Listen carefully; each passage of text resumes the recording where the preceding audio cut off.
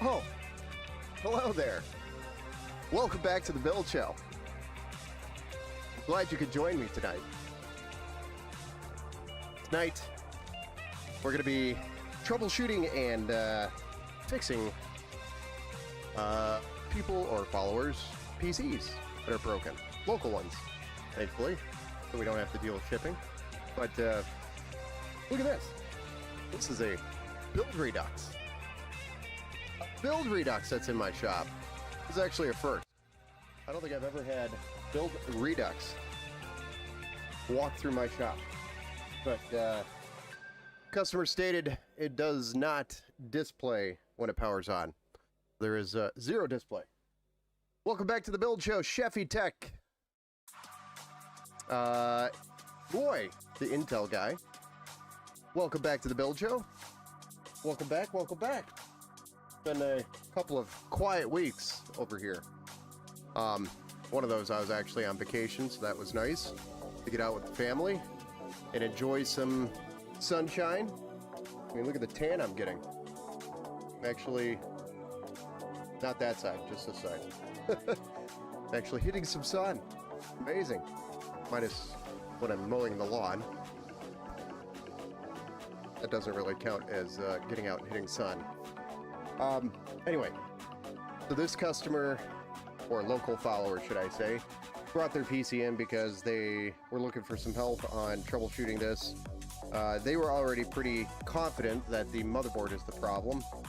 They've already taken out all the components and put it on another motherboard and confirmed that the motherboard is bad. But I wanted to take this opportunity to tell you how to troubleshoot this. So in this scenario, we plug everything in, we fire it up, and there's no post. No post meaning nothing coming up on the screen. This particular motherboard doesn't have a debugger light, which means, hey, what's up? Tony, for 12 months, a whole year. He's been a sponsored member for a whole year. Welcome back to the Build Show, sir. And the continued support is always much appreciated. So this board doesn't have a debugger light. So one way you could try to get any information out of this board is if you have a speaker, and not just like a AUX speaker. We're talking a little teeny tiny speaker that plugs into the motherboard, so it beeps at you and tells you what's wrong. Well, when the RAM's plugged in, CPU's plugged in, graphics card's plugged in, everything that's in there, you don't actually get any beep codes from this. So it's another indicator, or a indicator, that there's something going on with the motherboard. Because the motherboard isn't alive enough to tell us, hey, I have a problem, and it's either the CPU, the RAM, or the graphics card. So there's no beep code whatsoever. So you're like, okay, well, could it be a power supply issue? Because a lot of pre-built companies like to cheap out on power supplies, but this particular pre-built company, Build Redux, doesn't actually cut too many corners, so they're pretty good. I would say maybe they used lower end on the motherboard, but it's an X570 chipset, which is actually a really nice board by Asus. It just lacks some of the premium features like a debugger light, stuff like that, but overall it's a decent motherboard. So not sure how the motherboard had gone on this system, but we're 99.9% sure that the motherboard is bad. I haven't tested the new motherboard yet. I actually ordered a new one, which is a B550 Eagle Wi-Fi 6, which is more than enough for this system, and he's going to pay for the hardware. I'm doing the service for free, as long as I could stream it. It's just my schedule got really jammed up this week with a lot of... Every time I go on vacation, guys, I tell you, this is what happens. I go on vacation, or the 2 weeks before I go on vacation, it's dead quiet. There's not very many builds or projects or computers coming in. It's super slow. The moment I go on vacation, my phone doesn't stop ringing. The emails come in, the messages on Facebook, messages on YouTube, everything just starts blowing up. And that's kind of what happened. So I had a ton of work come in here on Monday. Dropped off when I was back, and I've been just trying to get through it. So I think we've worked on or serviced about 12 computers this week, which is a lot for me because I also still have a full-time job. So this would be like PC number 13 that I'm servicing this week, which is, again, a lot for one person with a full-time job on top of this.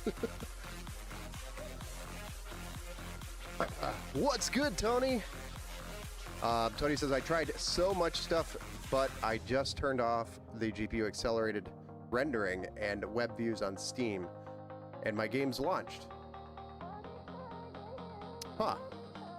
Yeah, if you want to, I keep asking you, Tony, but if you want to do a remote session, I can jump on there and take a look at stuff and see if there's anything I can see that could be causing problems. You just gotta let me know when you're on. I'm usually available later in the evenings. That's when I can, like, sit down and do a remote session. Unless I'm streaming, of course. I know I just assumed it would do automatic. When does it screw in with me somehow? I don't know. It's odd to me because I have onboard graphics, but when it is disabled, it doesn't show in the task manager like yours does. Yeah, that's what's strange, is that it's acting like something's plugged into the onboard video, and it's treating it as if that is your GPU accelerator. So, I know this is a stupid question, Tony, but do we have the monitor plugged into the onboard graphics, and then it might be passing through to the graphics card? Because I know sometimes stuff like that will occur. Or maybe it's the other way around. You get it plugged into the graphics card, and for some reason you have the onboard video selected as your default GPU, which would be weird too. I don't know if that's even possible. I've never tried that. But strange. It is very strange. You're the issue. So Tony was posting on our Discord channel that he's been a member of for a long time, and we were trying to figure out what's going on with his PC, where some of his games don't launch and or crash. And I want to just get on there remotely and take a look. Hell no, that's why it's so strange. I figured it was a very dumb question. Windows has this thing where if you go to the power saving, or if you do, they will use your internal graphics. That's strange. Very strange. I've actually not noticed that. Although my PC doesn't have onboard internal graphics.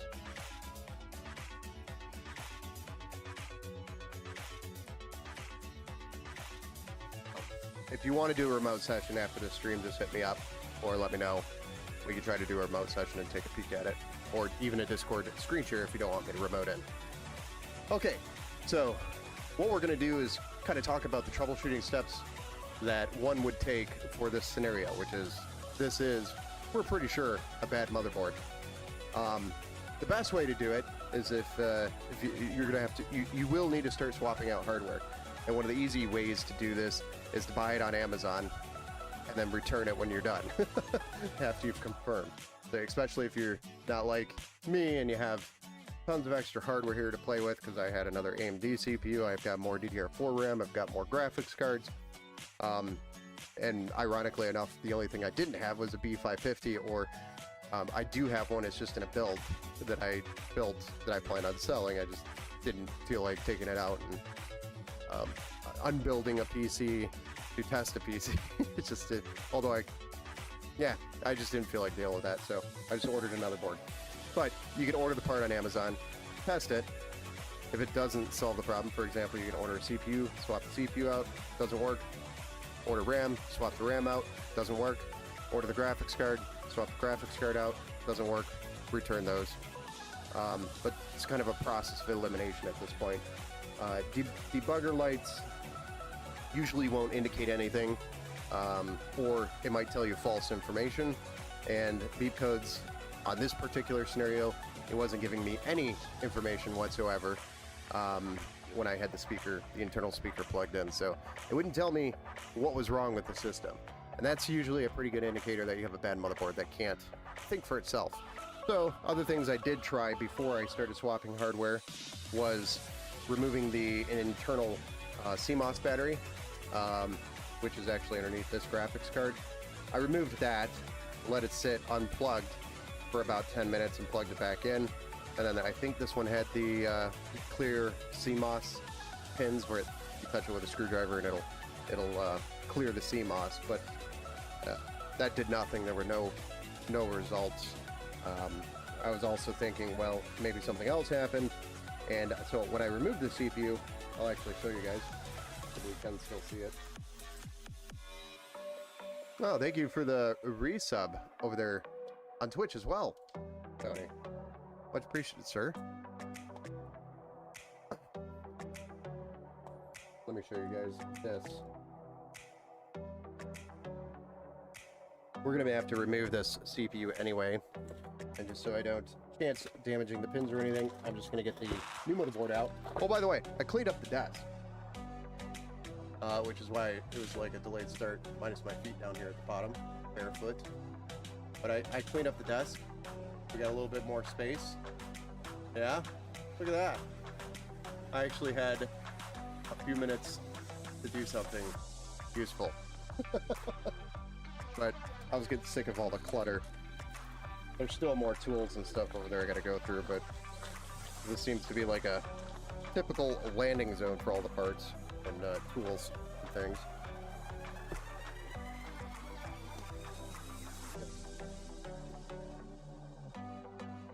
I'm gonna pull the CPU out and I'm gonna show you the socket and what I discovered.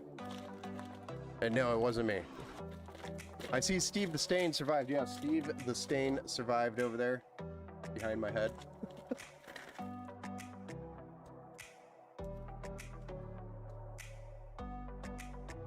You are a super fan. The biggest fan on the channel. Alright, so we're gonna pull the CPU and I'm gonna just show you what I found on the socket, which was what I thought could be interfering with the post. Go ahead and zoom in.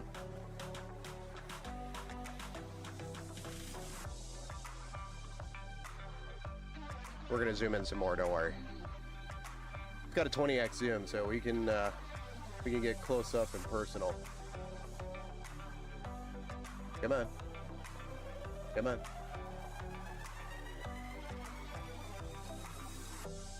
I'm waiting for the autofocus to actually focus. Maybe it's the graphics card. There we go. All right. Sometimes it takes a second. So what you see here is a ton of thermal paste in the socket. So I actually tried to soak it with alcohol, scrub it out as the best I could. And I could not get the majority. I got a majority of it out. It was actually way worse than this. So it looked like somebody had put thermal paste down here, or something happened. I have no idea. I don't want to ask or be that guy. Like, did you put thermal paste in the bottom of your CPU? But I had to clean that up a little bit too, and then try to clean this up. But I have a sneaky suspicion that this, even though it's non-conductive, might be interfering with the contact of the pins from the CPU to the motherboard. So, might be part of the problem. I tried to clean it up with alcohol. If there's ever need for that, using alcohol, this is the stuff you should be using. You should not be using any others. This stuff evaporates pretty quick. Not going to damage anything if you use it on the board or any electronic. Hey, what's up, Tama PC? Welcome back to the Build Show. I've seen, or why am I the only one with the white nickname? The white nickname? I don't know. What does that mean? Tama PC? Tuma PC? Is it Tuma PC or is it Tom PC? Or is it Tuma PC?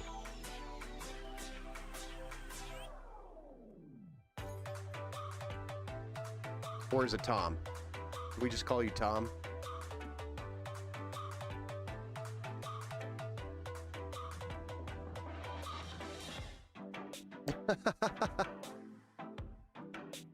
You need to be or get a subscription to become a member. Oh. Yeah.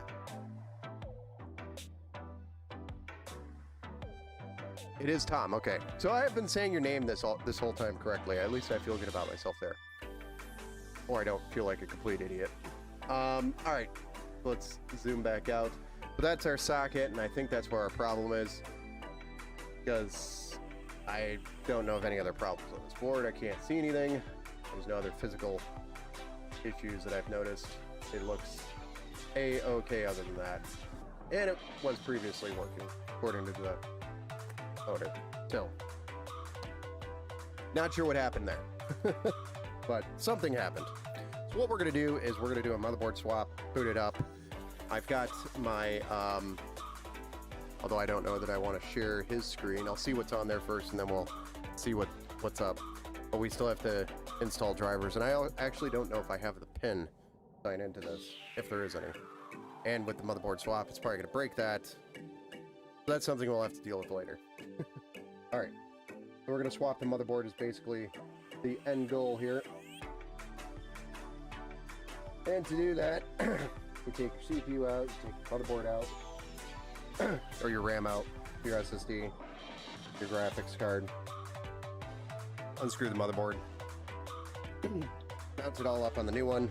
While we're doing that, make it easy. As we're taking it out, we're putting it on. And this is 2 sticks of DDR4.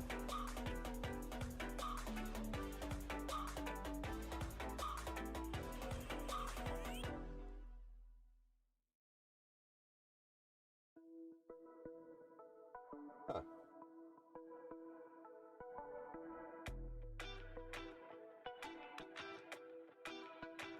Am I crazy?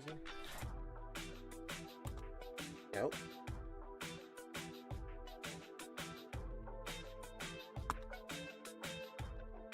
A little bit of a tight fit there. Alright. Remove the graphics card. You can tell here I've actually already loosened up the card because another thing I noticed is the PCIe clip here for the graphics card is missing. Maybe in shipping that happened. No. I also noticed that this is using a SATA SSD, not an M.2. So, no big deal. Also, does not have built-in Wi-Fi, but this new motherboard does have built-in Wi-Fi and built-in Bluetooth. We won't need this Wi-Fi card. This come out. That is a Wi-Fi 7.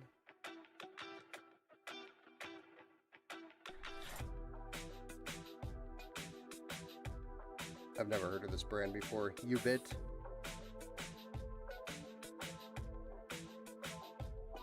Looks like a Wi-Fi 7 card. Wi-Fi 6 on the motherboard. So maybe he does want that.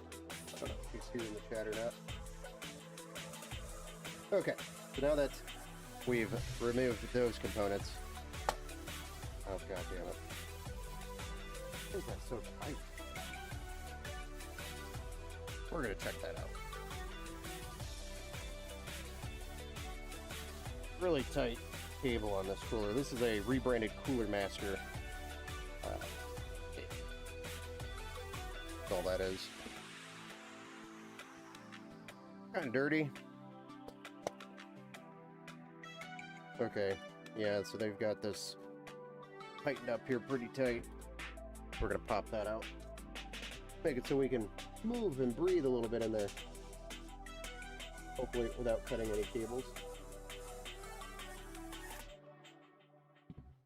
That's one of the last things we need to do is cut the cable.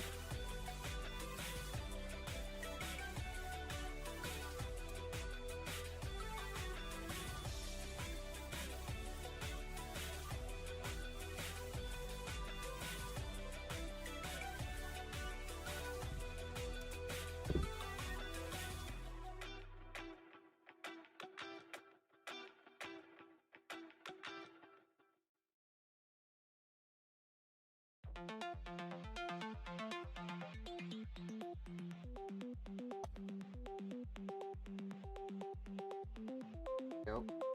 We got a little bit of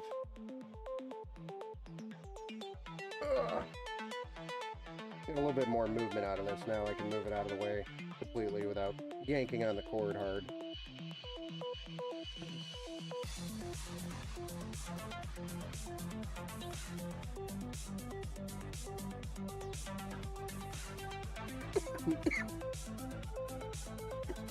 One of the nice things about Build Redux is they do not use proprietary parts. All of these components are very serviceable and replaceable. This is nice.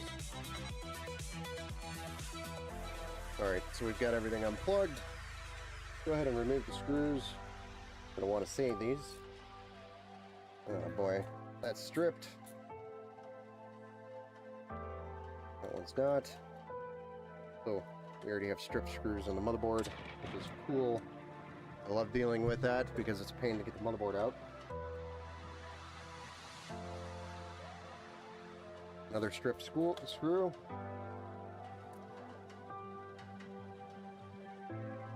That's a total of 2 stripped screws. That tells me somebody assembled in a hurry and didn't care.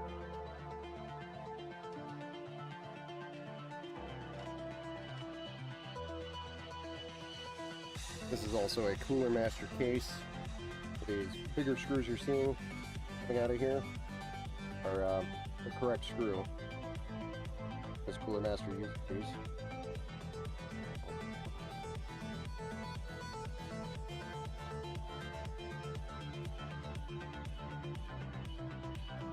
Another stripped screw, that's 3 of them.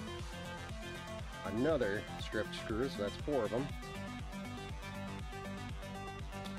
A total of 4 stripped screws on the board. 4 out of the 9. That's pretty bad.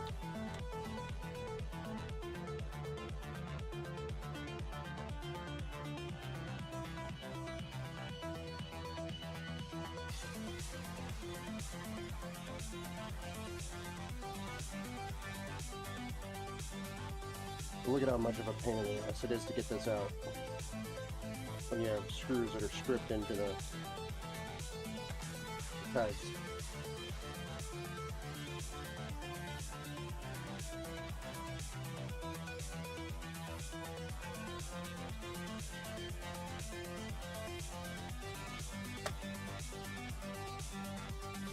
This one's in a bad spot.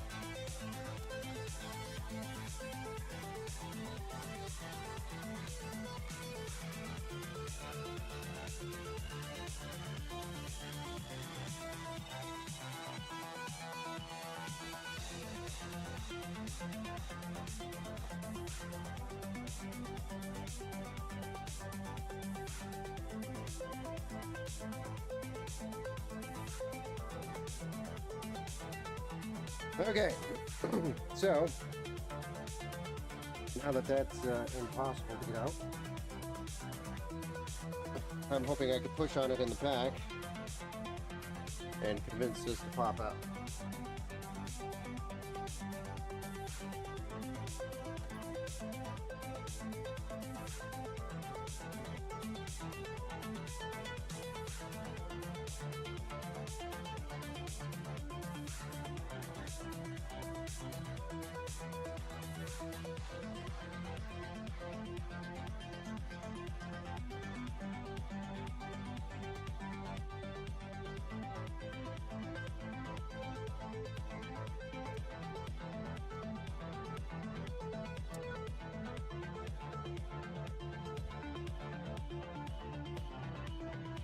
I got it. Eventually. But this is what I'm talking about, where the screw stays on the peg, which is screwed into the case. And then we've got 4 of them, but they stripped them into, meaning they're cross-threaded into the peg. And now we've got 1, 2, 3, 4 that we have to break open to get the pegs out. Nice. That is the sign of a lazy builder. Oh no! Yeah.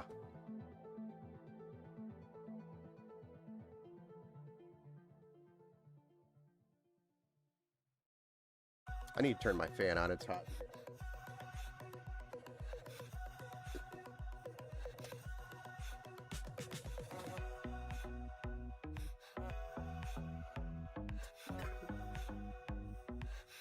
Much needed. That was a pain in the butt. I don't know if you guys have ever dealt with that before.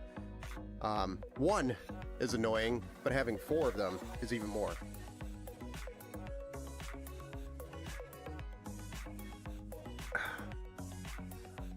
There's a couple different ways you can deal with this. Just gonna stand this up out of the way.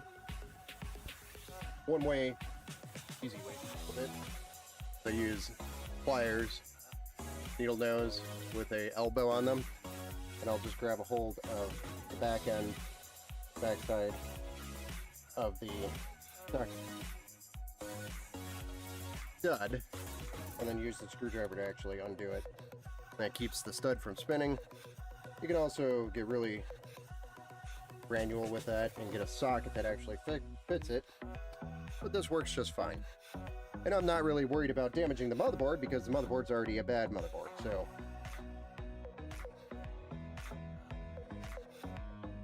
If you were worried about it, you can go get a socket that fits over the back side of it, deep enough to hold on to the peg or the stud and do the screwdriver method.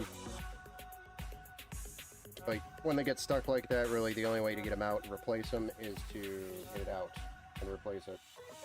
Here's another problem I'm noticing. These idiots actually probably could have caused this problem. I'll show you what I found. It actually looked a little bit like corrosion. But the screws, the head of the screws, some of them have teeth on it, and it's biting into the board where it shouldn't be. Not what you want to see. I don't think we're going to reuse these screws on the new board. At least the ones with the threads, with the teeth. Okay, we got all those out. I'm going to package up the old board. AFK. Alright, right on.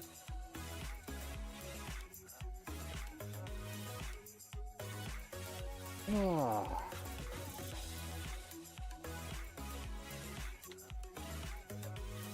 Have you turned it on? They make fans, built motherboards. I haven't seen that in a while. Yeah, we haven't really seen fans on motherboards in a while.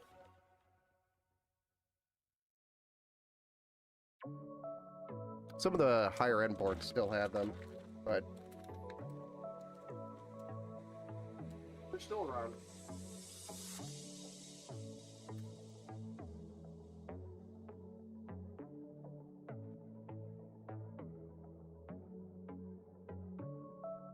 All right. Well, now that we're this far in, we should probably give this a good clean. I can actually use my Ring camera now to show you guys me cleaning a PC if you guys want to see that. I thought of a way to do that. So I'm going to take this outside and blow it out. And then we'll come back and put it back together.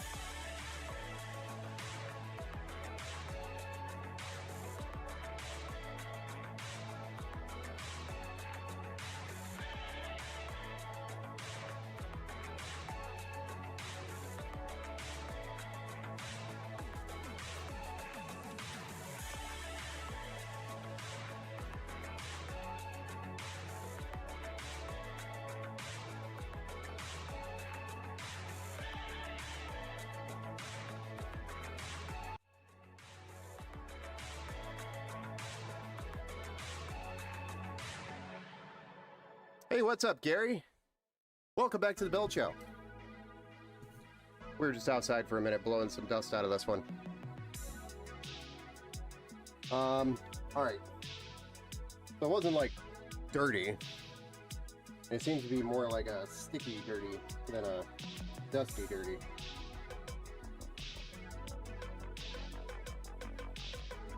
I'll give it a quick wipe down before we put the new board in.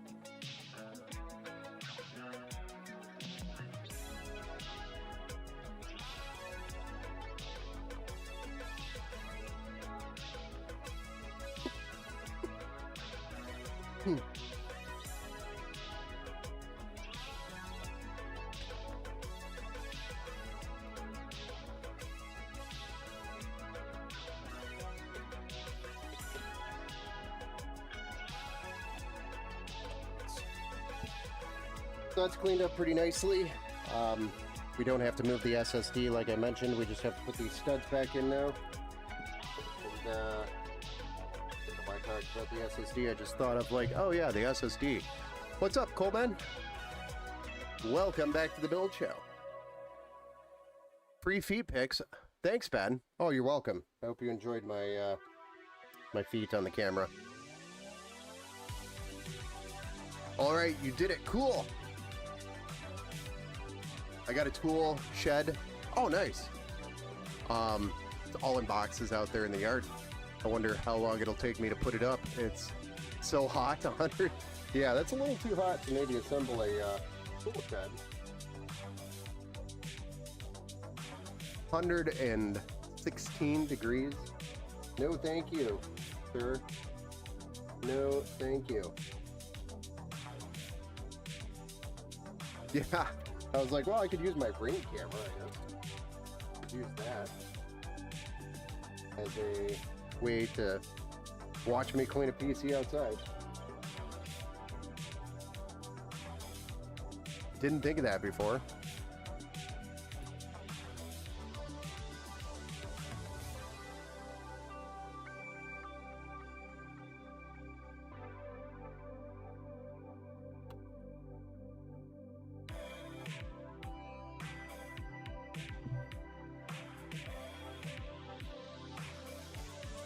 Yeah, this one's jacked up. Maybe not.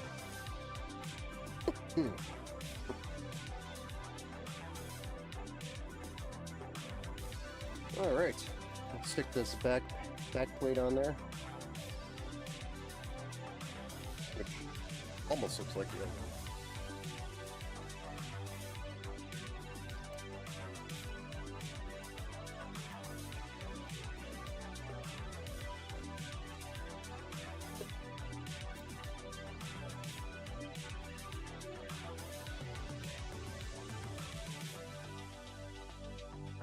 Then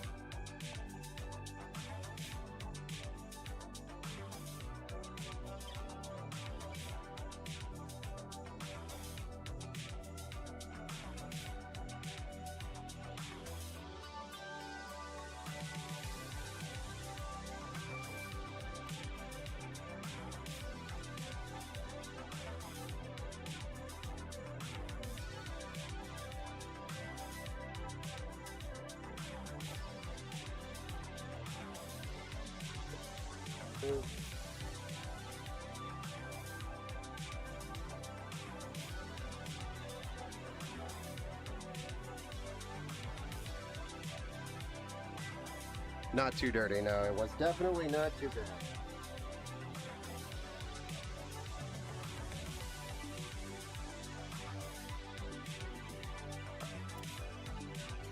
Not sure why I never thought of using the camera. I never thought of it being used that way, I guess. I've had it for a little bit.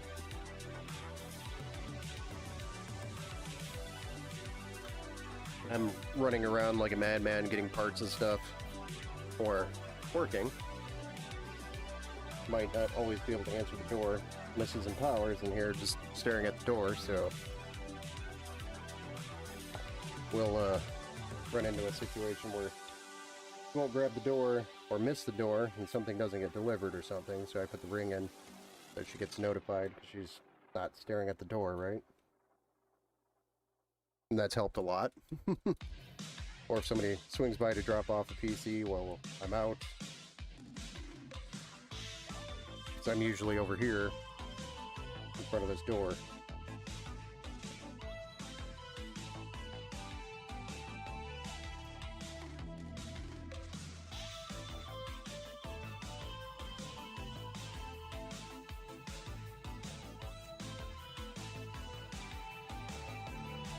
Oh.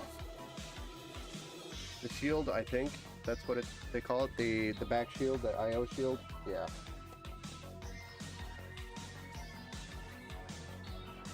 You didn't put it on. You didn't put the back IO shield on. That's always a pain in the butt to try to put that on afterwards.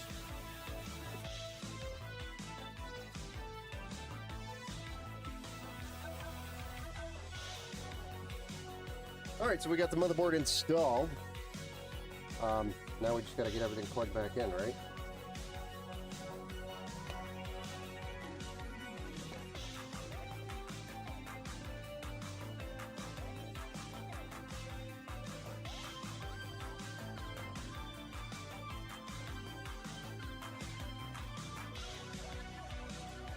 Our HD audio connection, our front panel connectors, our USB 3.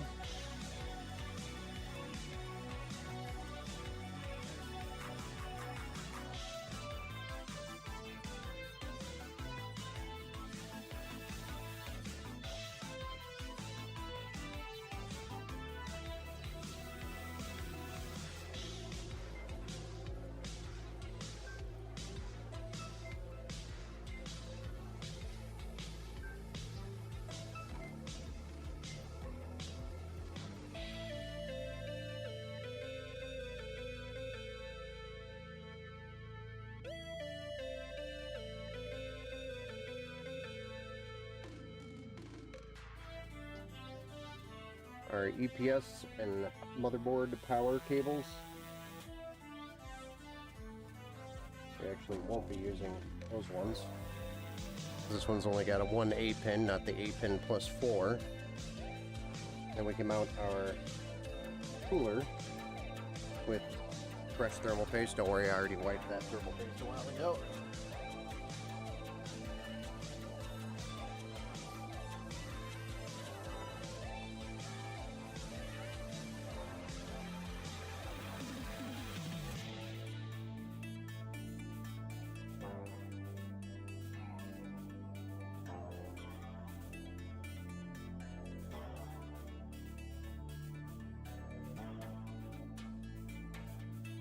I believe this is a Ryzen 7 5700X.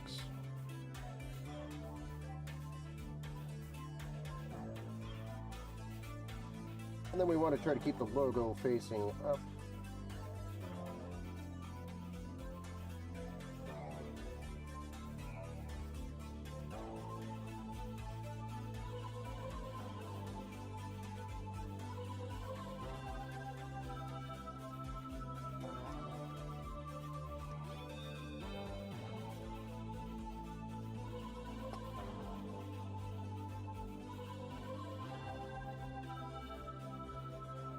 And these, believe it or not, do not have any Phillips or any tool to screw these on. They are making you do this hand tight There is no tool to screw these on.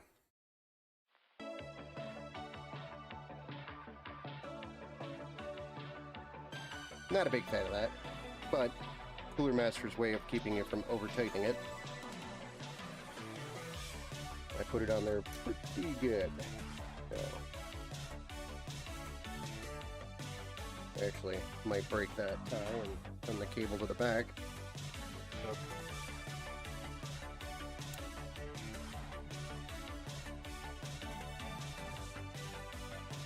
It'll be the way it was before.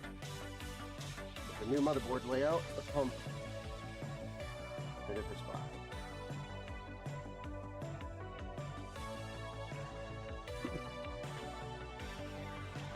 Now we have to move this USB 3 here.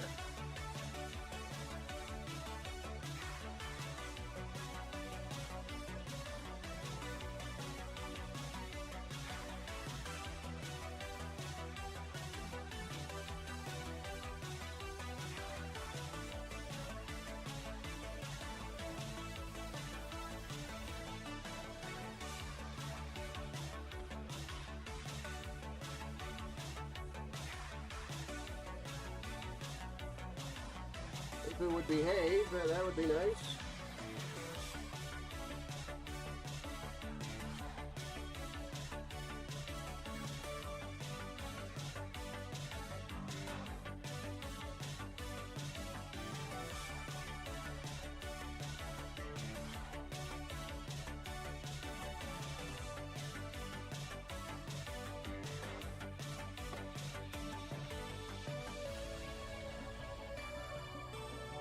And then, last episode 621. Yes, we've been here for a while. Nice repair as well as build PCs, yes. Hey, what's up, Mr. Anderson? Steve Anderson. Welcome back to the Build Show. Tonight, we are troubleshooting and fixing gaming PCs for local followers. I think repairing is harder than building. This way, you need to find the problem building. There should not be any problems. Sometimes while building, you'll run into problems and have to do both. Fixing and building. Those are fun ones.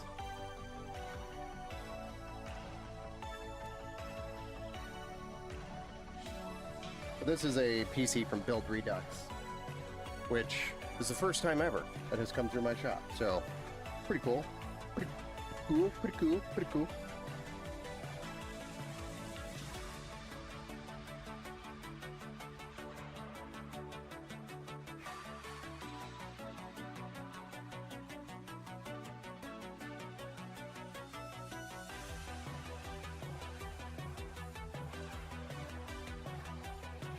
Yeah. I need...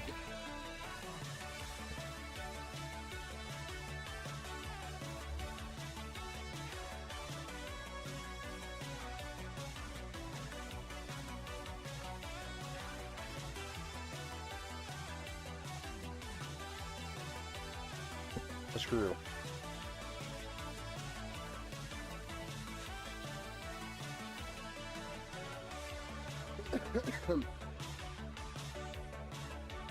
All right. I'm just gonna put this Wi-Fi adapter back in here because I think it's a Wi-Fi 7 card, which is a little bit better.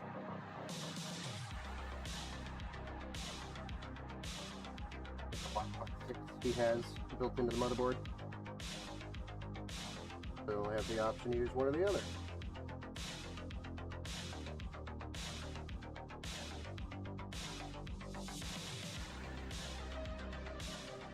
Never put two Wi-Fi cards in one system before, actually. This will be a first.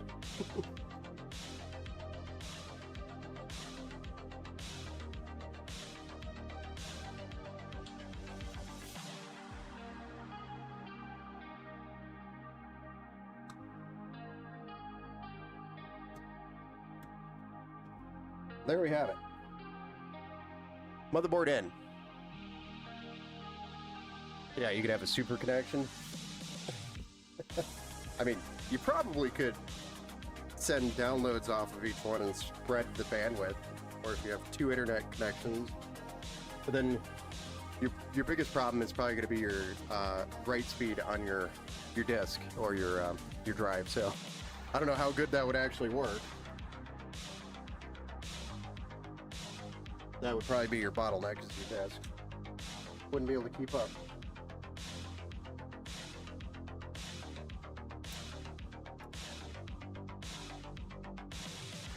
Build Redux actually did a really good job on the cable management.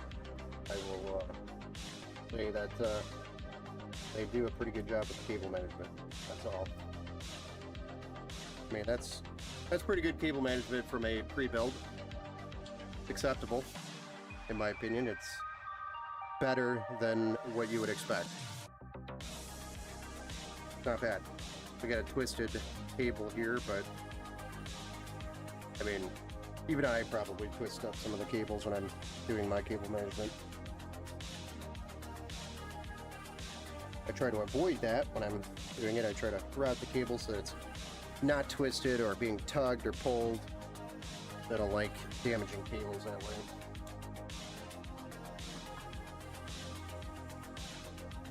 But not too shabby for a pre-build.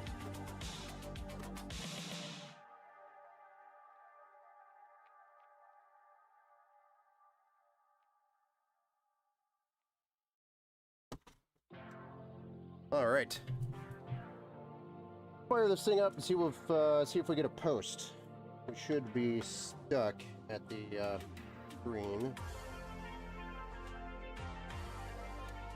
First, plug it into the HDMI. Yeah, we'll plug in the capture card and see what it does.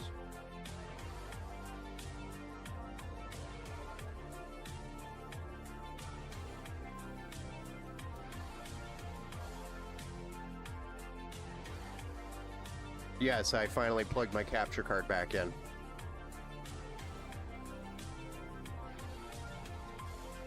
Had to go find my HDMI cable that I stole from it. So I was like panicked searching for an HDMI cable. Build table capture card there. Hopefully it works. I mean, the capture card.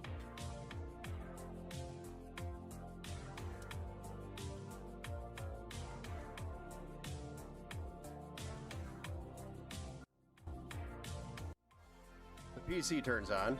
Yeah? You like that? Now let's go to the capture card. See if we get a post. I'm hoping the capture card works, because, you know.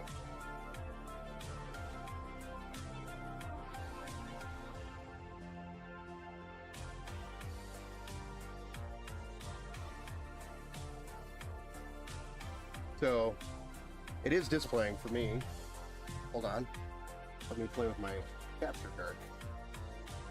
I might have to actually go into the settings and undo whatever I did to it.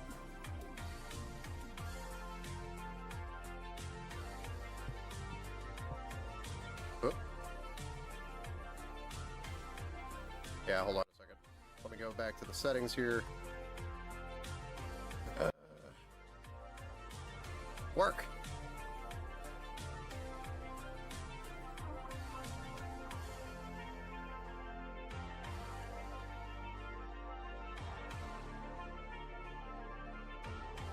No, that's definitely not it. Ah. There it is. So, we've got a post, which is cool.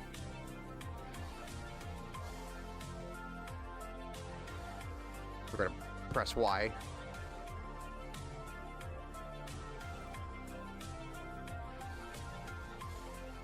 Yeah, I know, it's amazing.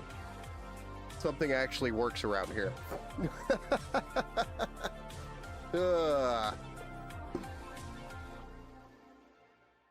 I don't know what we're going to see on the screen here. But if there's anything crazy, we're just going to... You know what? Switch over. I'm going to switch over to this temporarily. This is not my PC. This is not a new build, so I don't know what's on it. It is having a little bit of a freak-out session, though, with Windows.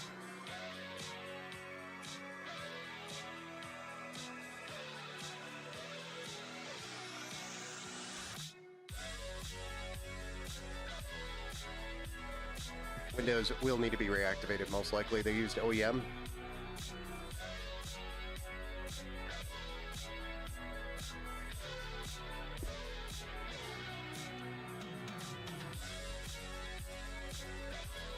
Well, the good news is looks like somebody just tried to reset the PC because it is relatively new. I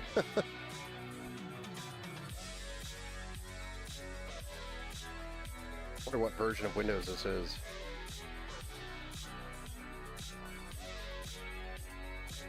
I mean, I know it's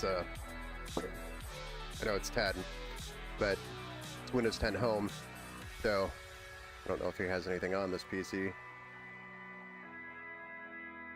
Nothing. Nothing. Nothing. Nothing. Literally fresh install. So what I'm going to probably do here is reinstall Windows 11 for him so that we don't have to, well, so that's up to date. The best possible scenario. Let me go grab my 11.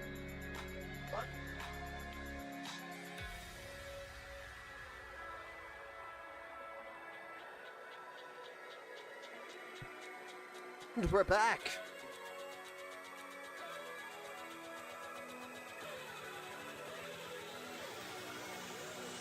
That sucks.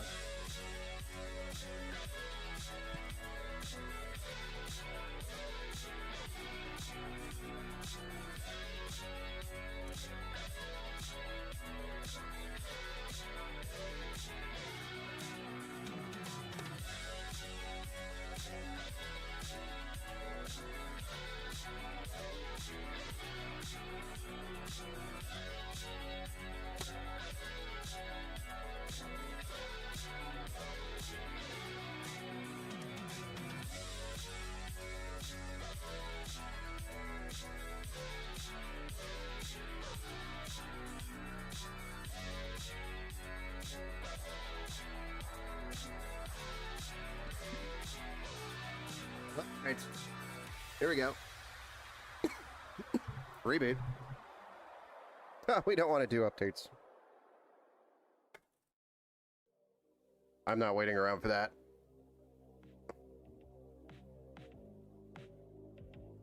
Well, there's no going back now. We just forced it off in the middle of an update.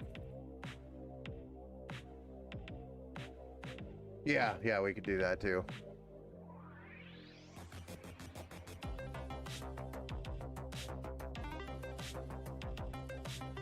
That's interesting. It displays on the stream, but it doesn't display on my monitor. There it is. Where's my, there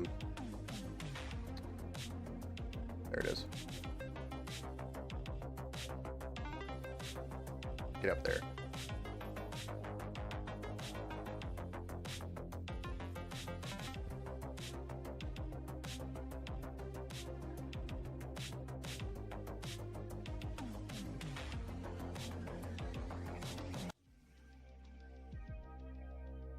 So yeah, it's a nice setup.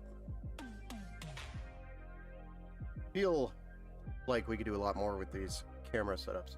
I want to actually get a camera back here that's facing me in the screen so you could kind of see what's going on the screen and then see the PC. That would be kind of cool. I just need to run another longer. CSM's enabled. Shoot. Because it's a SATA drive. Hold on.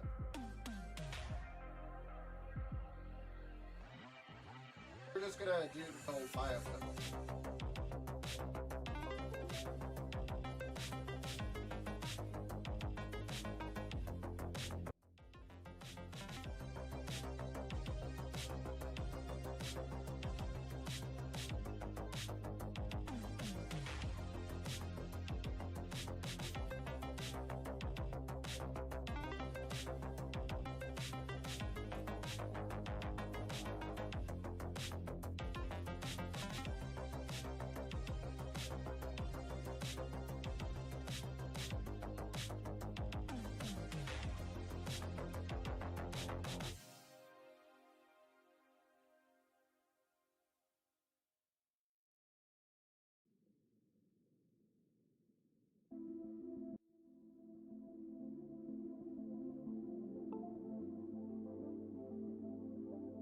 Huh.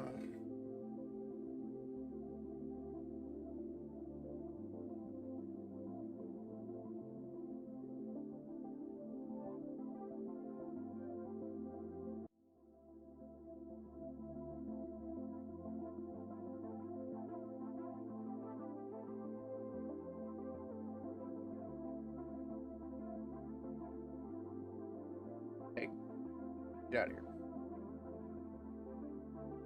I'm gonna miss my BIOS.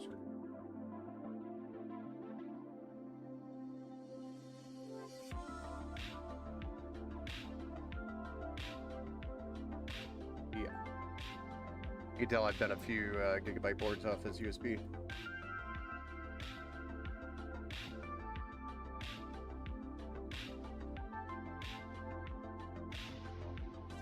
That was just within this week. Well, we're going from a BIOS version F1 from 11/18/2024 to F4A, which is 4/14/2026 in the latest version. Not that we needed to do the BIOS update to install Windows 11. We could have just disabled CSM, but this is a simple way to just get this done and over with, then disable CSM, and then reinstall Windows 11. I don't like installing Windows 11 with CSM enabled.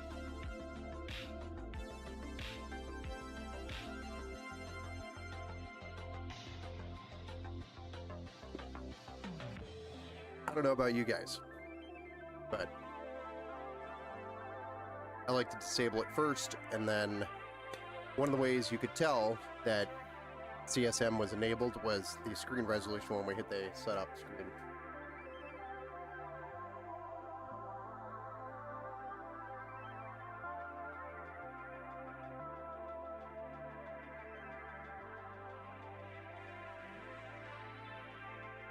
I was given these to hold on to by my youngest. Like, here, hold these. Sure, why not? Holding the babies. Yes, B? Oh, did you need these?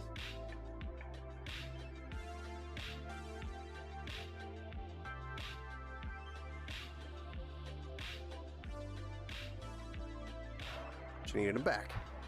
Immediately. You know, BIOS updates are fun. It would be more fun as if we pull the power cord right now. Wouldn't that be fun?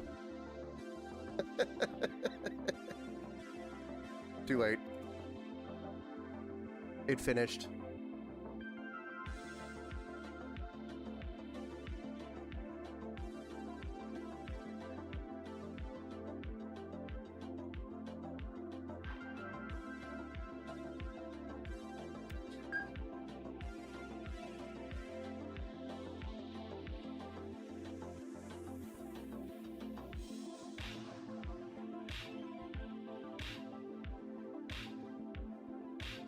Ah, nice black screen. Just helping your eyes. It's easy to look at, right? I could switch back and forth every time. I need to get like a stream deck over here so I can switch scenes. Instead of having to sit here and try to do it from the Streamlabs. That'd be cool. Get a stream deck over here. Put some sound effects on that too. Alright, enable that guy.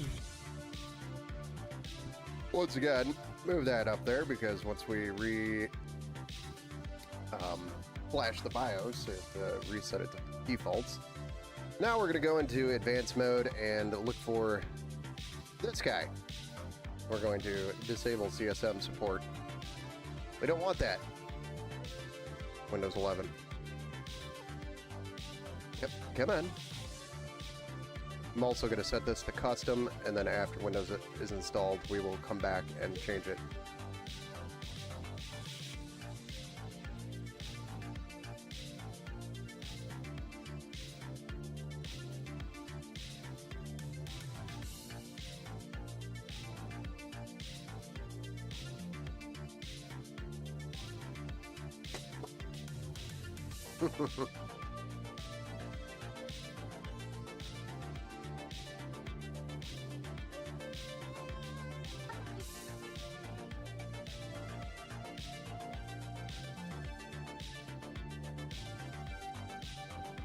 Yep. Much better. See how the screen resolution is more like 1080p? That is because CSM is disabled. Not sure if anybody else has ever caught that before. That's an indicator CSM is enabled. Okay.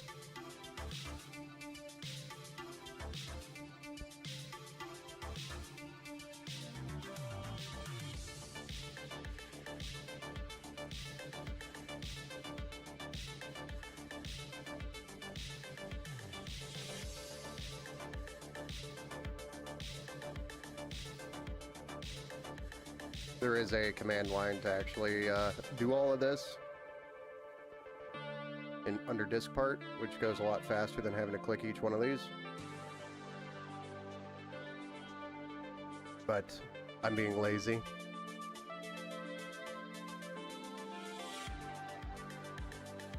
All right.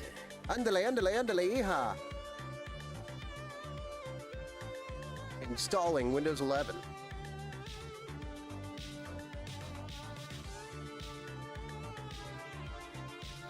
There you have it. Let's see how fast a SATA drive installs 11. 8%. That's not too bad. Let's see if that 550 megabits per second can hold to its name. I actually don't know what drive's in there. Meant to look when I flipped it over.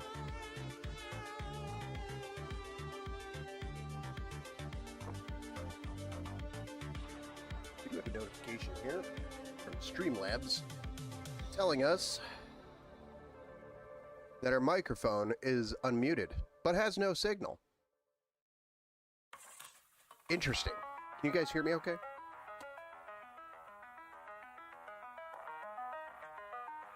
That was from an hour ago, so I assume 9 minutes into the stream,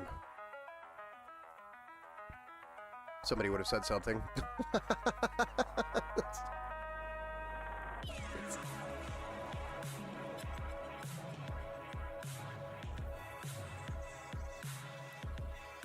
I think it's complaining about my desk mic.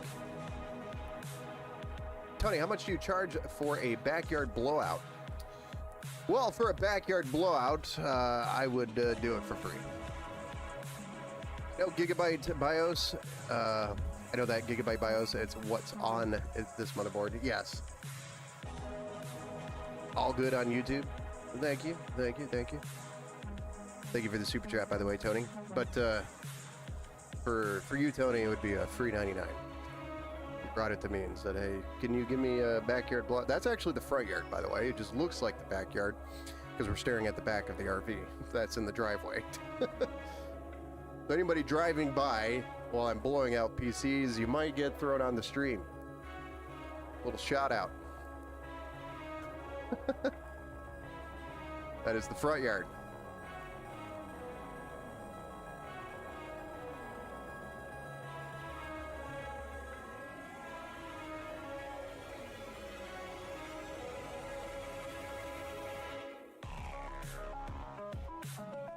And if you look closely on the backyard blowout, or the front yard blowout, when I was cleaning that PC, you can see that my tabs are going to expire on the RV in September. Oh no. And that thing's not cheap to renew. That thing's like $400. The registration in Michigan is insanely stupid expensive. Like a little teeny tiny car is like around $100. An SUV is like $200 and something, and then you know, a bigger truck's like $250, and then you get into the RV and they just rip you for it. I don't know why, because that vehicle barely hits the road. It's so bad.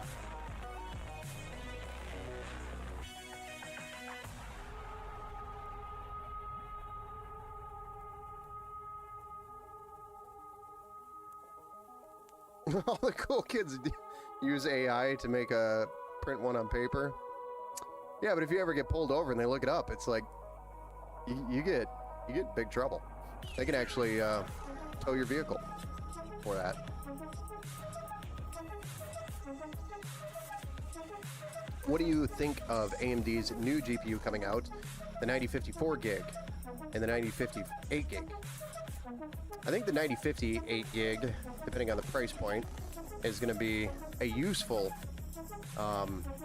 budget GPU or budget builds, which is desperately needed right now. We need budget everything. The problem is that I feel like the PCIe 4.0 minimum is probably going to be required to run that card. This is probably going to be similar to the whole RX 6500 situation, where if you ran it on a PCIe 3.0 bus, it ran like trash. So you had to run it on a PCIe 4.0, which made it so that you had to run like a Ryzen 5 3600 or a Ryzen 5 5600 or something like that in the budget area, or Intel for that matter. But that made it so that the budget system wasn't as budgety. So I'm hoping if it can run on a PCIe Gen 3 slot, meaning a Ryzen 5 5500 and like a B550 motherboard or a B450 motherboard, that would be a very good card to run for budget systems, depending on the price when it comes out. 4 gig, you should just throw that in the trash can. It's not really feasible today unless you're playing, all you're playing is Valorant and maybe some Roblox. But it's almost useless today, right? Yeah.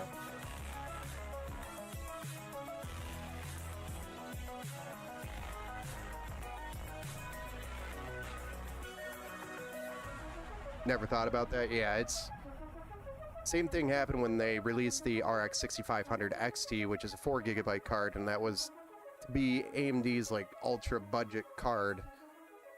It made it almost useless because you had to run it on PCIe 4.0 in order to get the full potential of the card. And it needed the full potential of the card to actually do something. Without it, it was just trash. I tried doing a budgety Ryzen 5 3600 build with a B550 and a 6500 XT, and it came out to almost the same price as just going with a bigger, better card with a Ryzen 5 5500 or 4500 at the time. So, made no sense. Like, okay, I'd rather have the better video card running on PCIe 3.0 versus having a crappier card running on PCIe 4.0.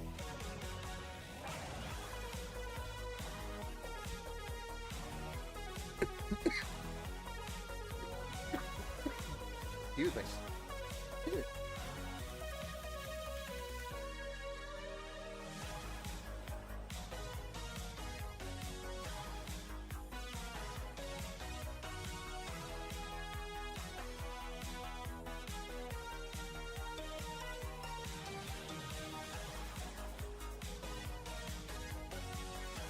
Oh, the key is, it's weird too because it's different everywhere you go. Yeah, there's a lot different because we have the Secretary of State that handles it here in Michigan, and a lot of other places have like the DMV and stuff like that. So, other states, I think the key is to beat the cops in a race. I'm not that good of a driver. I mean, I'm a pretty good driver. I don't have any accidents of late in my record. When I was younger and dumber, I did stupid stuff. I think you might be better off running the integrated graphics. Yeah, well, no, the 6500 XT or the 9050 would actually still be better than the integrated graphics. But when it comes to price, yes, you'd probably better off just stick with the integrated graphics and then get a upgraded graphics card later, save up for it. That would be probably the smarter path to a upgrade. What if you ran 2 of them and Crossfire? Well, Crossfire doesn't exist anymore for those cards, so they're not even supported. So it wouldn't work. But yes, I see your thought. I see where you are going with this.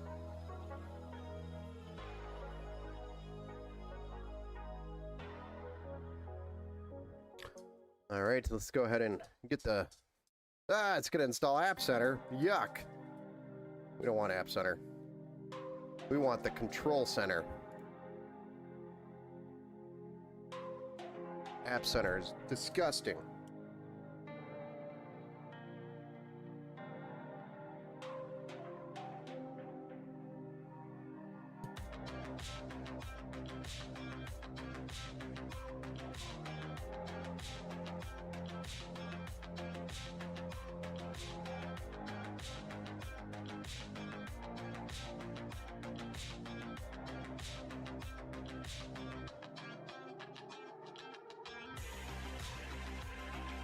Do you think the market is oversaturated with CPUs and graphics card? There is so many to choose from. I don't know if the market is saturated per se, but it's definitely, there's definitely a lot of options. The biggest problem is there's probably an abundance of CPUs and graphics cards right now because of the fact that the price of SSDs and RAM are so expensive. There's not as many people building right now, and I can attest to that. Holy smokes, it's slow. It's been slow building lately. So, I mean, look at my build count. Not that you can see it right now, but on this scene. But my build count, I'm only at, like, what, 30 PCs this year? It's terrible. It's really shitty. So, I'm not really getting anywhere with builds. And it's mostly because of the fact that things are just so stupid expensive right now. Like a build that used to cost $1,000 now costs almost $2,000 to build. It's dumb. So I think with the price of those components, the SSD and the RAM, there's now an abundance of CPUs and graphics cards. More people are willing to upgrade their system right now than they are to build a new system. So if they already have a PC, you'll see a lot of people doing upgrades or repairs even, like what I'm doing here. So, versus... What is your deal, dude? Max is over here losing his mind. Is it RTX 5060 or what? Yeah, I have no idea.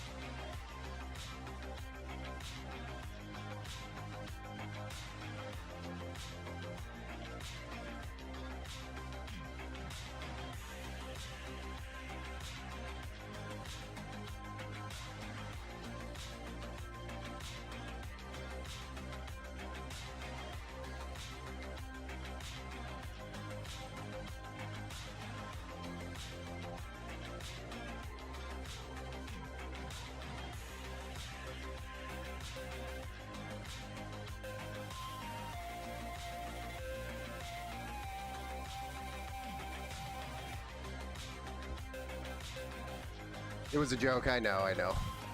That's why I was saying I knew where you're going with that. SCSI cables, and all I think it was funnier, or funner, tweaking with computers in the 90s and early 2000s.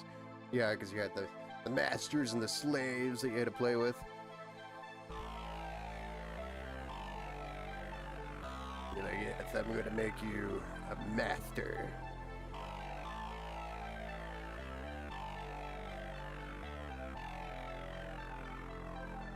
Surprised more people didn't go after the people that named that stuff.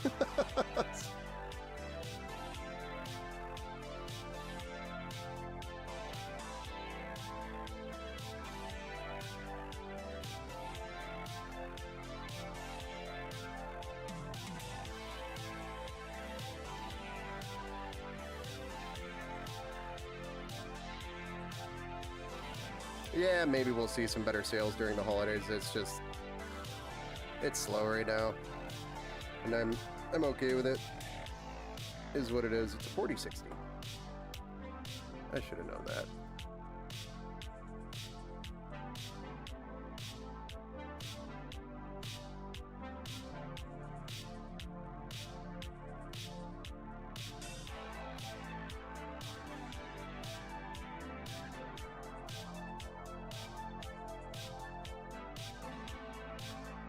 We still have to enable secure boot for this PC, FYI.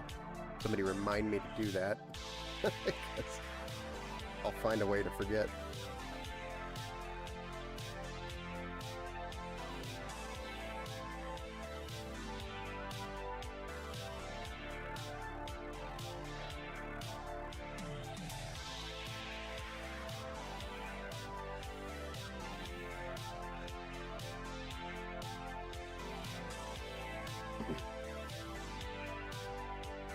So you understand, Good Old Games is working on a launcher for Linux. There's a rumor going around that the RTX 50 series cards are getting another price hike. Wouldn't surprise me because they're probably not selling.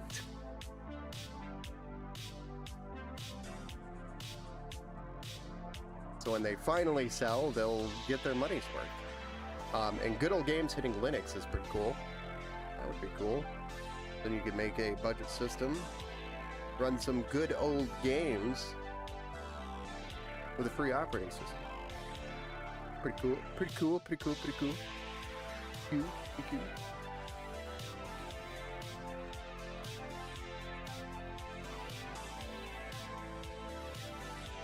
Here. Cute.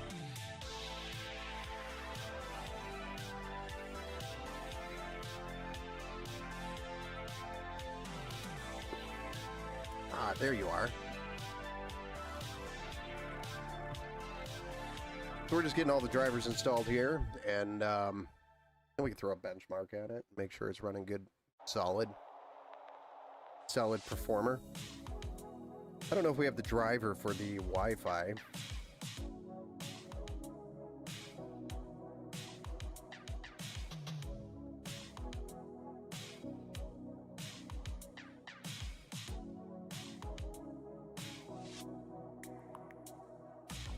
We must not, because that is definitely only showing one of them.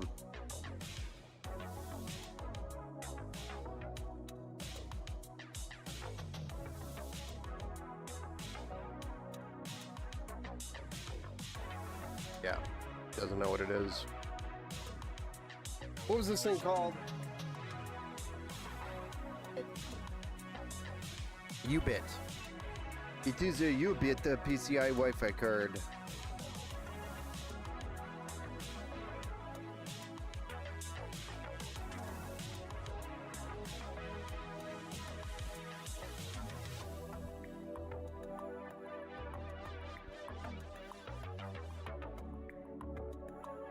Definitely don't want. I don't know what it is. Thing. Ugh.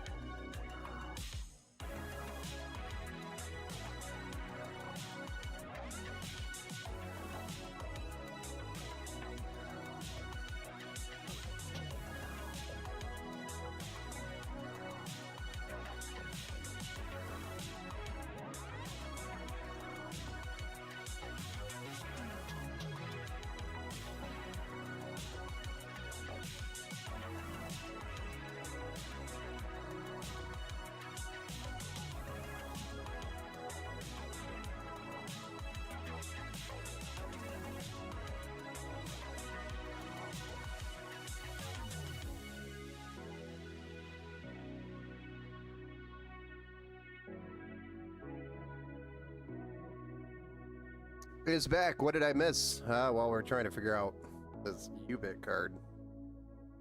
I feel like this website's gonna give me so many viruses. I've never heard of this brand before. U-Bit.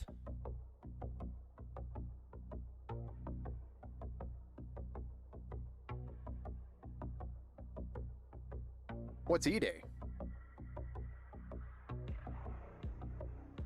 Yeah, I got the Game Pass, so could check out the Halo $13.99. Oh, for the I got you for the whatchamacallit, Xbox. What chip does it use? I'm pretty sure it's an Intel chip. But yeah, I could just go get the Intel chip and download that. I was just being lazy and seeing if they actually had an installation package. Would be nice. Restart now. let's go ahead. We'll enable the secure boot. It's not like we actually need that card, so it's got built-in Wi-Fi. I just don't know what chip it is.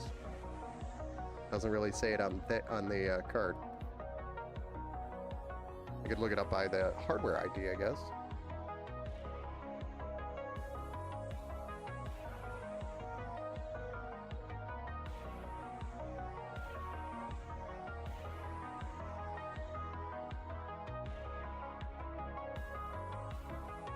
The new Gears of War? Gotcha.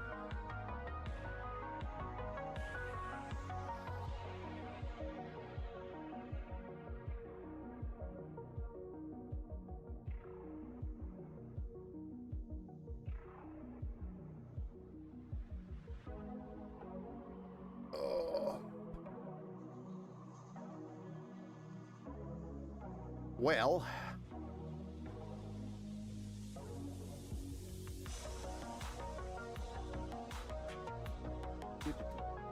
how do we figure this out? Oh, we got to deal with this too anyway.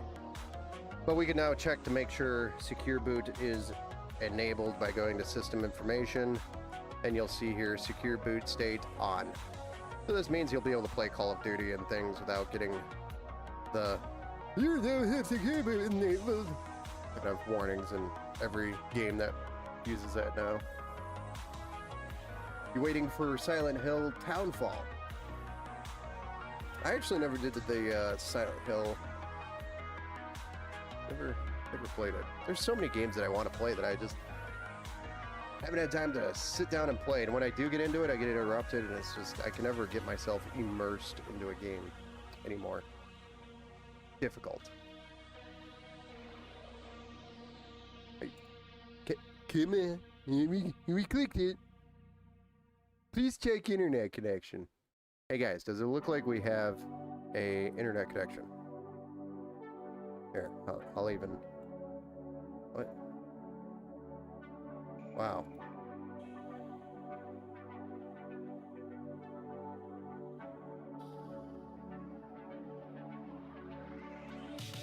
Okay, so what we're doing is pinging Google's DNS. This verifies there's an internet connection here, right?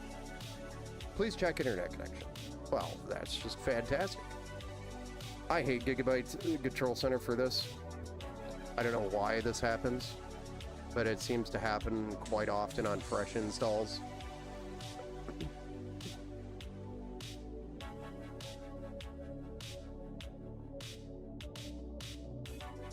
If anybody has a fix for this, please let me know. So all I want to do is let it run through and install the drivers. Sometimes I have to wait for all of the updates to finish to actually be able to run Gigabyte Control Center.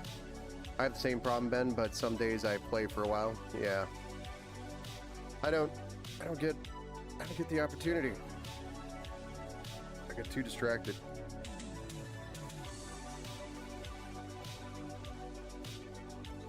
It could be 1 o'clock in the morning, and I'll be in the middle of a game, and then I'll get a message or a text or an email about somebody having a problem with something, and I always respond. I never just say I'll deal with it tomorrow. All right, well, Gigabyte Control Center is giving us the FU code, so let's try to reboot and see if we can persuade it that there is an internet connection. MSI Center does stupid stuff like this too. It's got something to do with Windows updates and a fresh install and a fresh installation of the Control Center and MSI Center. MSI Center does similar stuff. The only one that doesn't do this is Asus, which I really like. So. But once you get it set up, it's good to go. It's just this initial attempt to try to go to the update center or the update section of the Control Center or MSI Center. The initial launch. I don't know what goes on here, but something happens where it won't let you do it.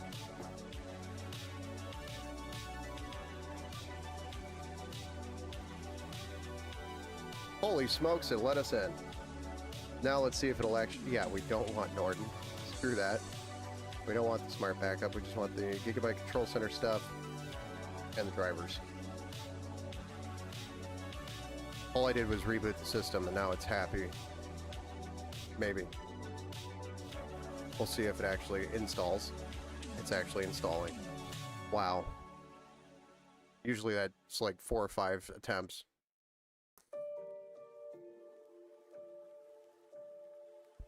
Hold on, Gigabyte Control Center has to update, even though we just downloaded it from the website. The most up-to-date version needs to be updated.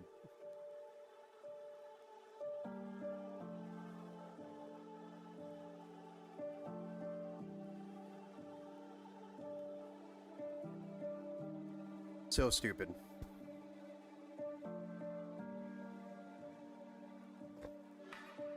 Now it'll probably complain, and then we'll have to reboot again. Watch.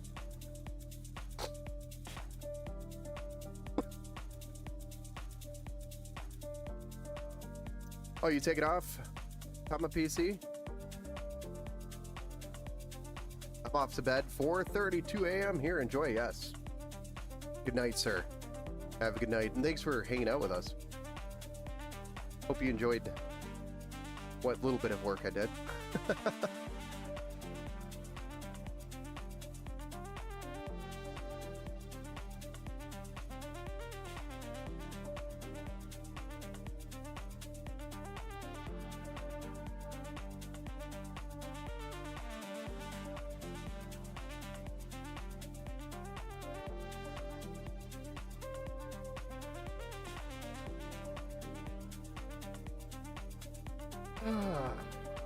All right. While this is doing that,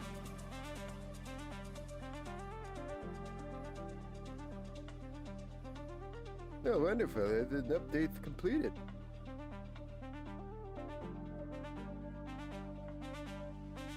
We're gonna go try to find this Wi-Fi card.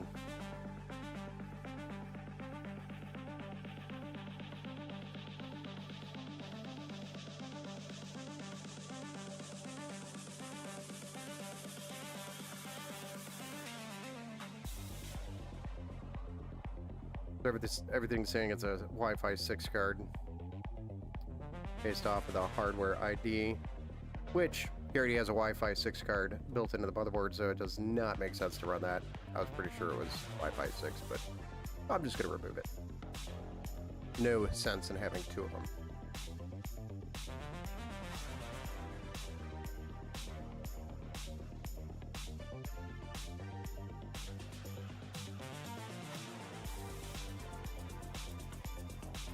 Once we shut down the PC, of course.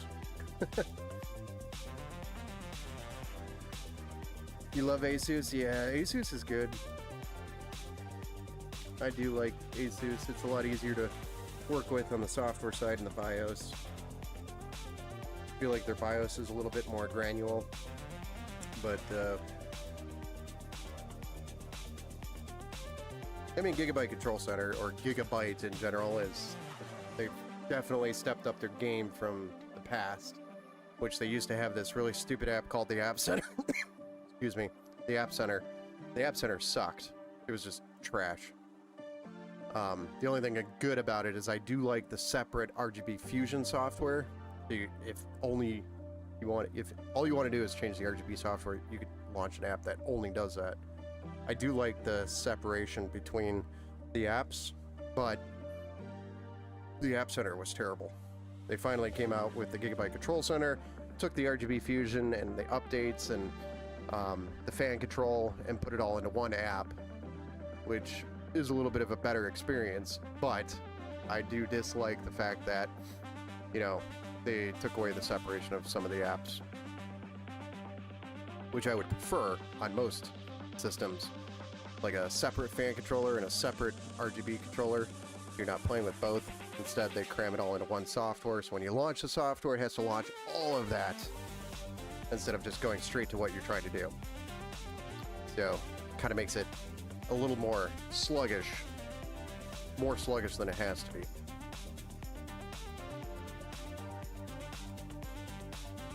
And I think that's what happens with the Gigabyte Control Center and the MSI Center, is they have so many pieces of the software within the software that it just slows it down.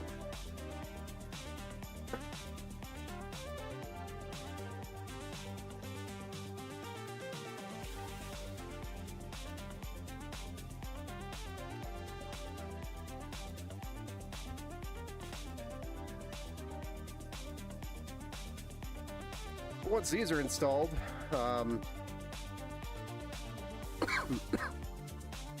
I guarantee we're going to have to reactivate Windows. Yeah. We can get that done.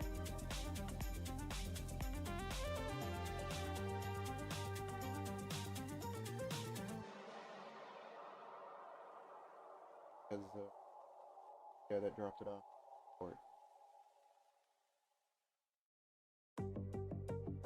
Yeah.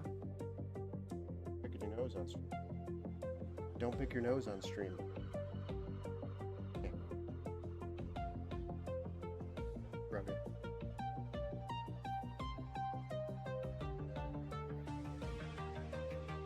You're silly.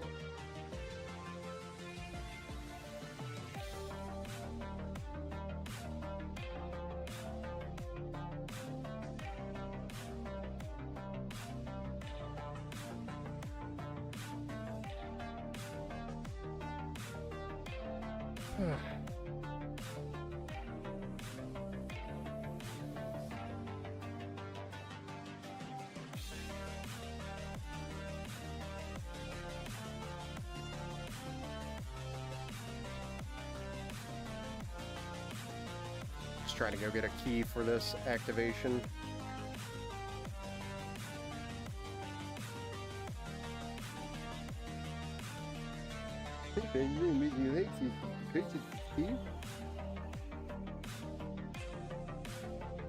Yes, I'd like to purchase the key. Thank you. I hate how many confirmation screens I have to go to just to get the... All right. See if our...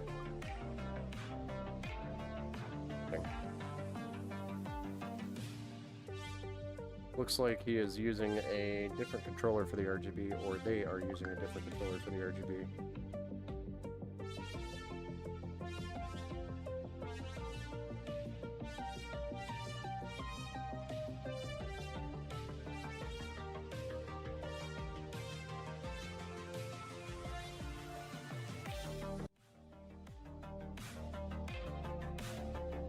Sorry guys, not sharing the activation keys on screen.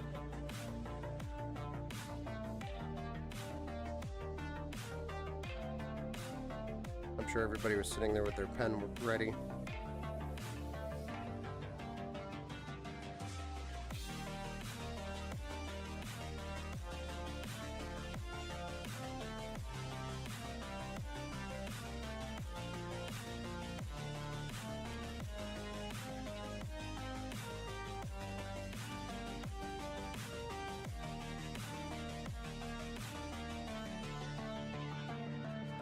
Yeah, it's activate.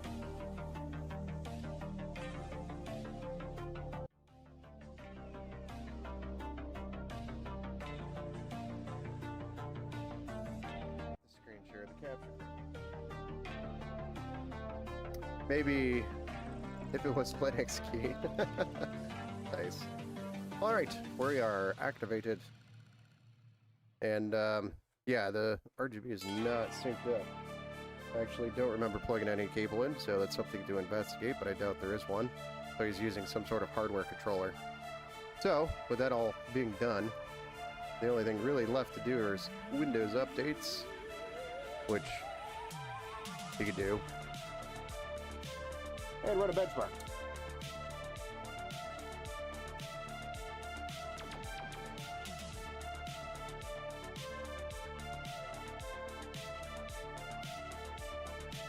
We have the BIOS updated, we have XMP enabled, we have Secure Boot enabled, we have CSM disabled. I didn't play with the fan curve because, I don't know, Gigabyte usually does a pretty good job of it.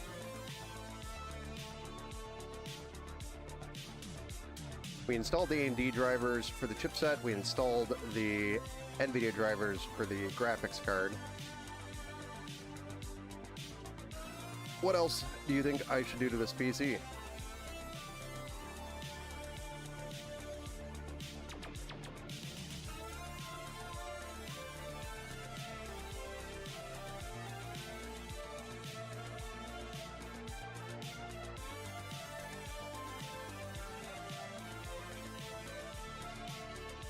Yeah.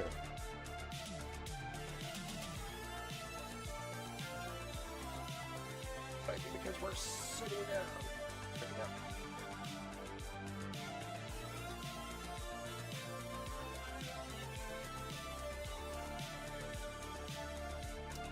Definitely was not helping the situation. I had the PC laying down running, stood it up. I can hear a lot of air bubbles running through that cooler, so that cooler's been running for a while. Hey, what's up, Detroit Truck Doctors? Ben, hope all is well. Love you, man. Well, thank you for the super chat. All is well over here. We're just came back from vacation, had a plethora of work come in this week, and we're just trying to dig ourselves out of the hole.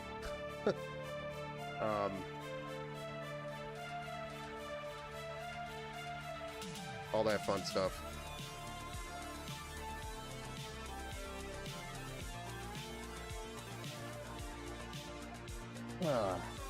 But yeah, that definitely brought it down a couple of degrees just by standing it up. It is a 3700X, which is going to run a little bit toastier. 4060 is running nice and chill. Number one. Super cool. Yeah, it is super cool. Thank you for the super chat. Did not need to do that, but thank you. Let's go.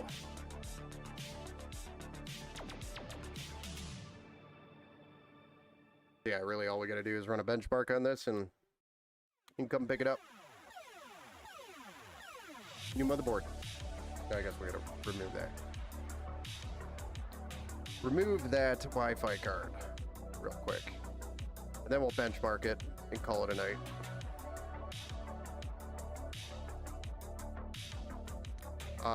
I'm planning to squeeze in another stream tomorrow. I was going to try to do two PCs tonight, but I did get started a little bit later, and that was because of everything I was working on. Switch over. Top down view. I was going to do another PC repair, but I'm feeling kind of fatigued working all day. Standing all day. My feet need a break. We'll probably squeeze in another stream tomorrow night. Crazy, I know. Sundays, which is rare. But there's a guy that brought a bunch of parts in, and he was looking to build one PC out of all the parts and then donate the rest of the parts to the channel. So, which is cool, because then we could build some budget systems for people, maybe give those away. But they are older parts. One of the biggest problems that we had was the parts were so old.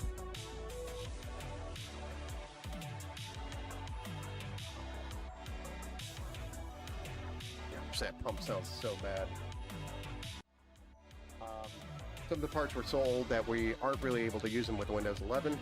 So they're going to be Windows 10 machines if we use any of those. But I'm going to give him a different CPU motherboard combination so that he can install Windows 11, because one of the things he wanted to do was run Call of Duty. And you really can't do that on an old system, especially without Windows 11 and Secure Boot enabled now. So it kind of forces you to do that. And I know there's ways around it with the older hardware, but I hate dealing with that stuff because it's not out of the box, meaning not meant to be. So, all right, that card is removed. I don't know if those updates ever finished. We are on the wire. We're running a gig. But the SSD is going to be limited to 550. Yeah, it's still doing updates. So those are running in the background just as a FYI. Using up resources.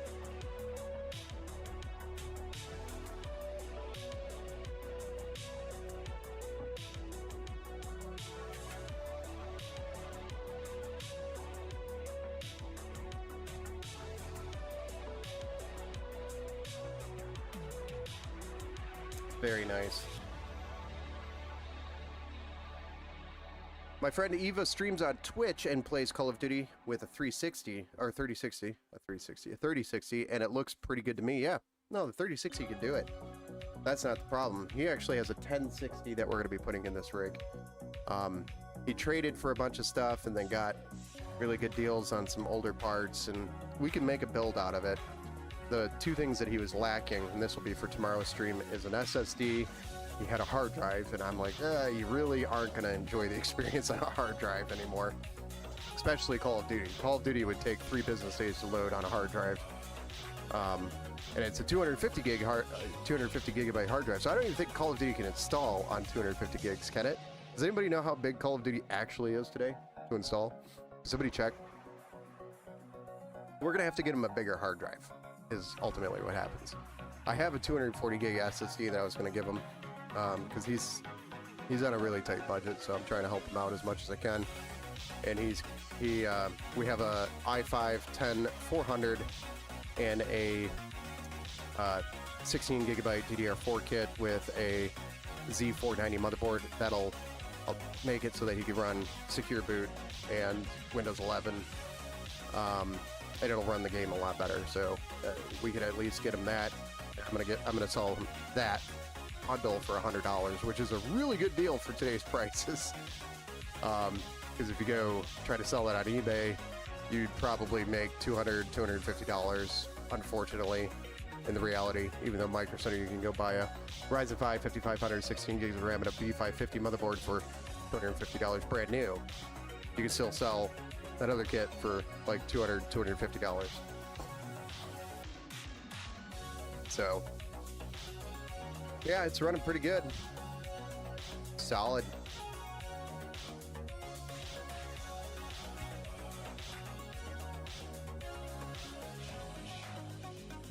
It's at least two. I know. Well, let's go look it up. Let's go look at, see if this Microsoft AI can tell us how much space does Call of Duty need on PC. Oops. I must have yanked the cord.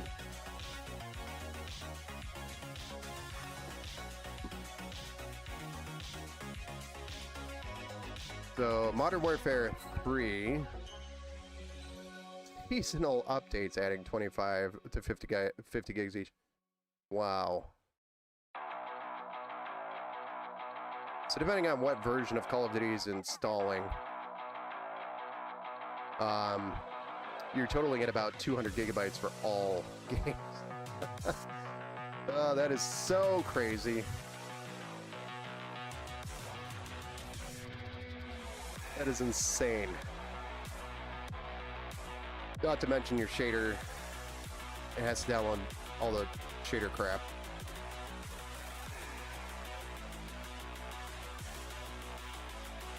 Needless to say, I don't think a 250 gigabyte drive is going to do it, and that's what he has available.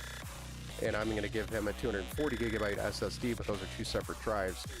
So he's definitely going to need a bigger drive. I think I have a terabyte hard drive I can probably give him. Sitting around doing nothing. I just got to make sure nothing's on it, because it may have come from another person's PC that they're like, yeah, I don't want that anymore. Gotta make sure there's... Gotta write some ones and zeros across the drive. I don't like just handing out storage. What's up, Carl? How many black fans are in this build? Black fans? put Modern Warfare in your bottom slot.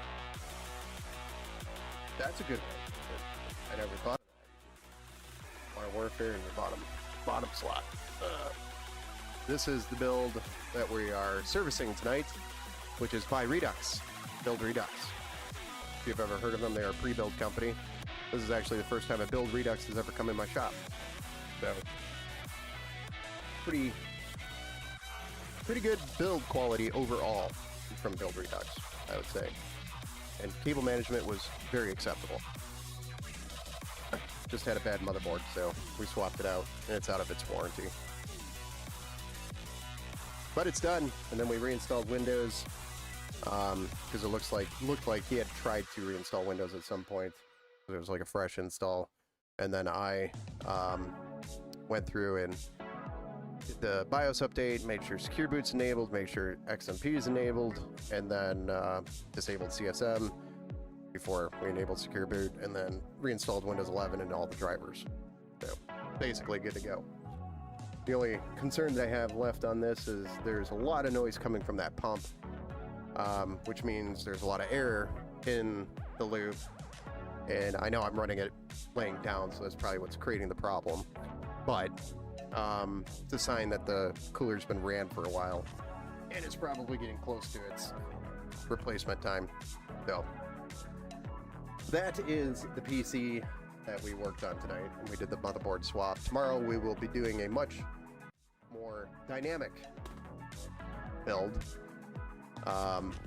slash service, where a guy brought in a bunch of parts, and we're going to try to build the best possible PC with a mixture of some of the parts that I'm going to throw in there for him.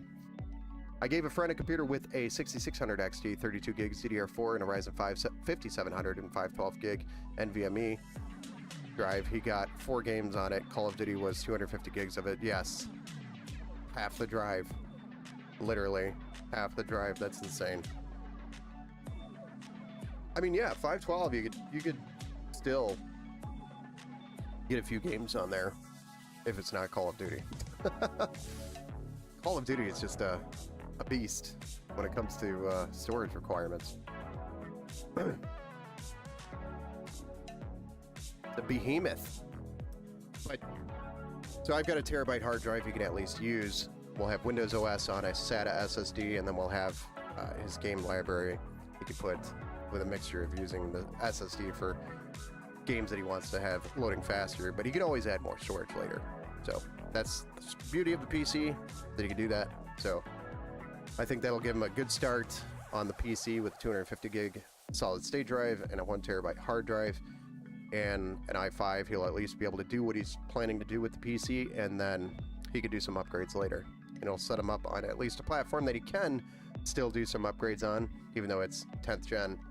D490 LGA 1200 is not, you know, the newest, latest, and greatest, but there's still some upgrade path and some ceiling space between where he's at and the ceiling where he can do some upgrades. So that'll be tomorrow night. But we're done here on this PC. Other than letting Windows updates cook, we're all set here. Got this one done a lot faster than I thought I was going to.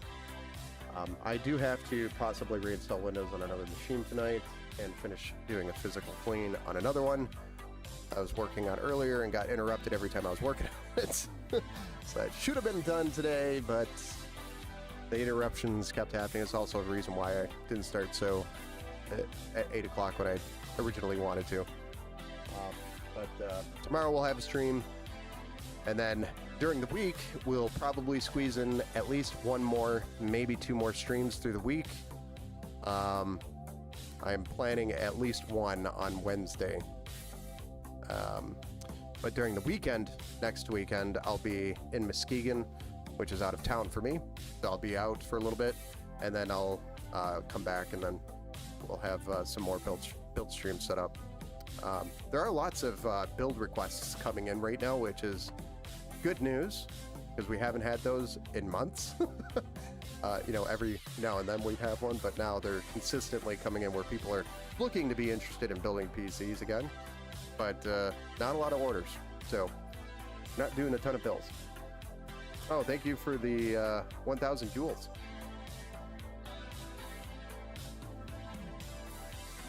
Using or sending a W pinata.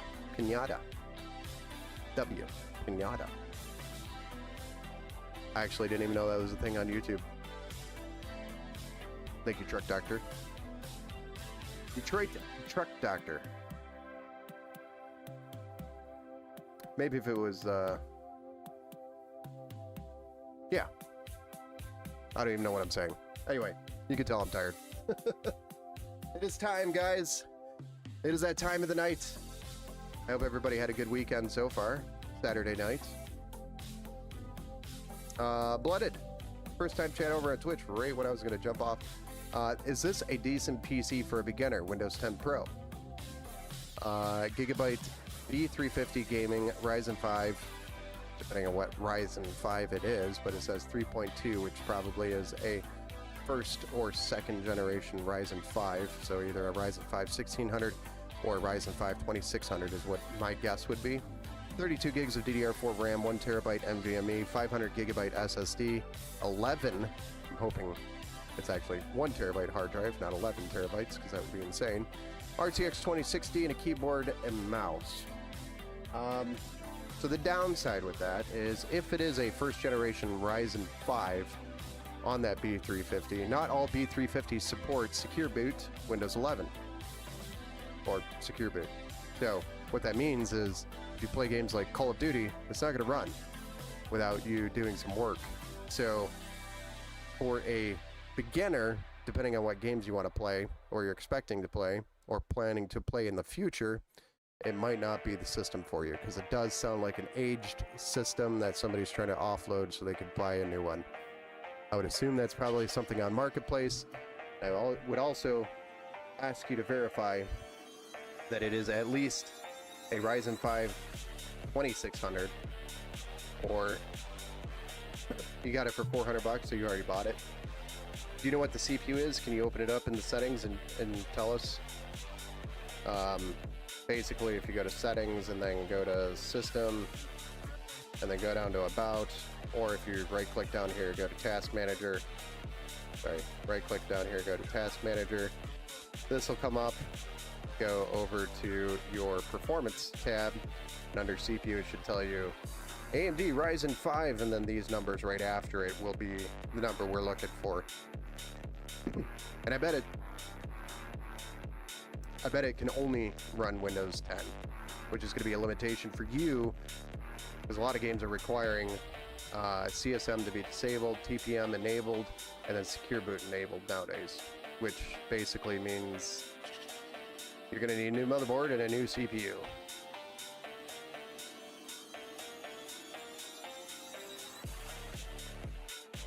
Yeah, that B350 probably doesn't support it. Not all of them do. Some of them have TPM support, some of them don't. But you could easily fix that with a motherboard upgrade, and you might have to do a CPU upgrade as well, because that CPU, if it's a first generation Ryzen 5, probably doesn't have the TPM or Windows 11.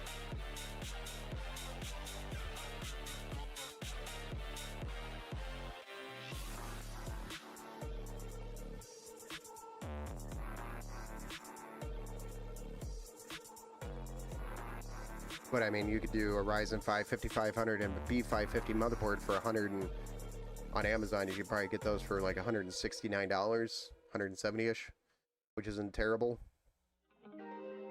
And then swap it out. You will have to reactivate Windows when you do a motherboard upgrade or a motherboard swap. But I mean, that would be a cheap way to fix that problem if you needed it fixed. And then you could sell your B350 and your Ryzen 5 that came out of your system and put that towards the cost of the upgrade. All right, well, that's all I've got tonight, guys.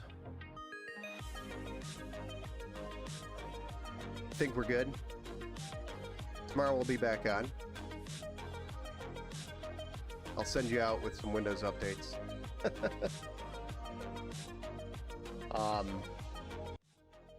Yeah, tomorrow I'll be back on, and then we'll do some more fun stuff. with some PCs, hang out a little bit more, and then we'll squeeze in a stream or two in the middle of the week, and then the weekend I'll be off next weekend, and then we'll be back. So that's kind of what my schedule looks like right now. Yeah, see you tomorrow. All right, guys. Thanks for joining us. I appreciate everybody and the new first-time chatters. If you haven't already joined the Discord channel, you're welcome to join the Discord channel and hang out for the after party. Exclamation point Discord in the chat if you need the link to the Discord. But it's also a way to find out where Ben is when he's not live when he said he was supposed to be. Or just ask questions. It's a good place to ask questions. For example, Blooded 2X over on Twitch, you could jump in the Discord if you need some more guidance on the system. It's a good place to hang out and ask those questions. So, all right, guys. Without further ado, have a good night. We'll see you tomorrow.